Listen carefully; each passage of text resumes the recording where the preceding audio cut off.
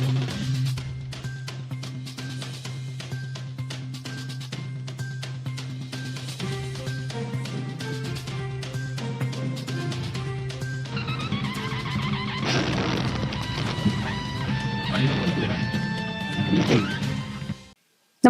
आपण पाहता हिरकणी न्यूज.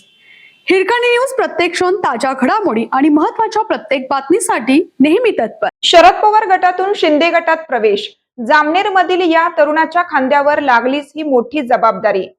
राष्ट्रवादी काँग्रेस शरद पवार पक्षात युवक जिल्हाध्यक्ष पदाची जबाबदारी सांभाळल्यानंतर काही महिन्यातच पक्षाला रामराम ठोकत शिवसेना शिंदे गटात प्रवेश केलेल्या जामनेर तालुक्यातील विश्वजित पाटील या तरुणावर आता मोठी संघटनात्मक जबाबदारी सोपवण्यात आली आहे. जिल्ह्यातील बदलत्या राजकीय समीकरणांच्या पार्श्वभूमीवर पाटील यांचा राजकीय प्रवास विशेष चर्चेचा विषय ठरत आहे.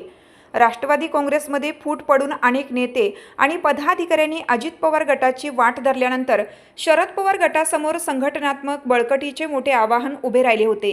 त्याच काळात युवक संघटना मजबूत करण्यासाठी पक्षाने नव्या नेतृत्वाला संधी देण्याचा निर्णय घेतला आणि युवक जिल्हाध्यक्ष पदाची धुरा विश्वजित पाटील यांच्या खांद्यावर सोपवली गेली.